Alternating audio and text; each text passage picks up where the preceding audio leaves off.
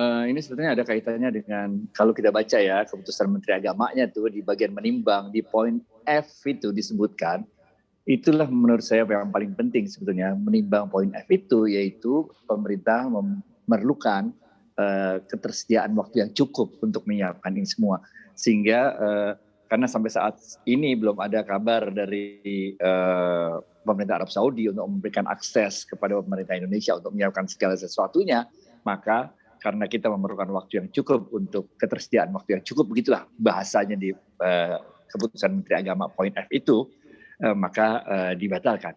Ini ada dampaknya kepada 3 hal. Yang pertama dampaknya pada menumpuknya dana haji yang dikelola oleh BPKH.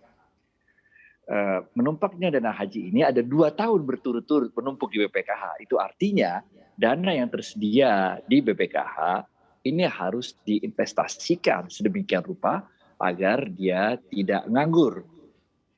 Kalau dari data BPKH yang kita peroleh, yang dipublikasikan, kita tahu bahwa sebagian besar 30% lah dari dana-dana BPKH itu ditaruh dalam bentuk deposito di bank-bank syariah di Indonesia, dan lebihnya itu diinvestasikan, sebagian besarnya dalam bentuk sukuk. Ada 2 yang paling besar sebetulnya kalau kita baca publikasinya BPKH. Yang pertama adalah dalam bentuk SBSN, Surat Berharga Syariah Negara, dan yang kedua dalam bentuk SDHI, Sukuk Dana Haji Indonesia.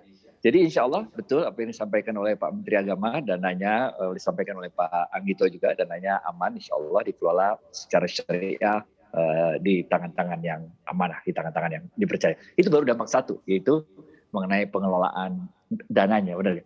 Yang kedua adalah muncul masalah baru, yaitu pengelolaan hajinya sendiri. Karena ini orang ngantri, berarti tahun 2022 kan yang berangkat diduluin adalah orang yang nggak berangkat tahun 2020, benar nggak?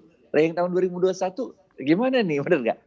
Mundur lagi dong, jadi 2023 dong, yang tahun 2000, benar nggak? Oleh karena itu ada muncul masalah yang kedua, yaitu masalah bagaimana kita bisa mengabsorb orang-orang yang tidak berangkat di tahun 2020 dan 2021 ini disebar sedemikian rupa menjadi bisa kita habiskan dalam waktu maksimal 2 tahun atau maksimal 3 tahun. Kalau nggak nanti berkepanjangan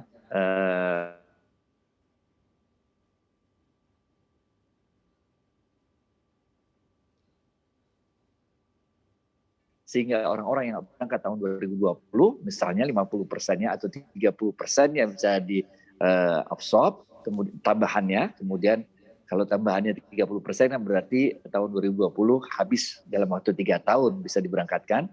Kalau tambahannya bisa naik sampai lebih besar lagi, berarti juga akan diabsorb lebih banyak lagi. Sehingga yang mundurnya nggak lewat lama lagi orang 2020 dan 2021 ini. Ini masalah yang kedua, yaitu manajemen pengelolaan jamaah hajinya sendiri. Itu menyangkut pada banyak hal tuh, hotel, menyangkut pada pesawat terbang, catering, dan sebagainya. Dan yang ketiga, yang juga muncul dari penundaan ini adalah selain uang tadi dan jamaah hajinya sendiri, yang ketiga yang juga harus diantisipasi dengan baik oleh pemerintah adalah bagaimana kita memanage orang-orang yang kalau dalam ilmu, kalau sekolah di Lemhanas lah gitu atau di tempat-tempat lain, ini ada yang namanya skenario planning, benar ya? Yaitu kan pilihannya bukan 1 atau 0 atau 1, benar gak? Ini yang kita harapkan, itu yang kita harapkan. Karena Sinovac juga udah diakuin sekarang sama WHO, benar gak? Jadi alasan Sinovac udah selesai juga karena udah keluar bulan awal Juni ini pengakuannya oleh WHO, benar gak? Sehingga yang kita harus melakukan adalah planning, di mana keputusannya kalau masih bisa ditawar dengan perubahan-perubahan yang terakhir terjadi. Jangan lupa untuk install aplikasi CNBC Indonesia dan bisa di-download di Play Store dan juga App Store untuk mengikuti perkembangan berita informasi terkait ekonomi dan juga bisnis.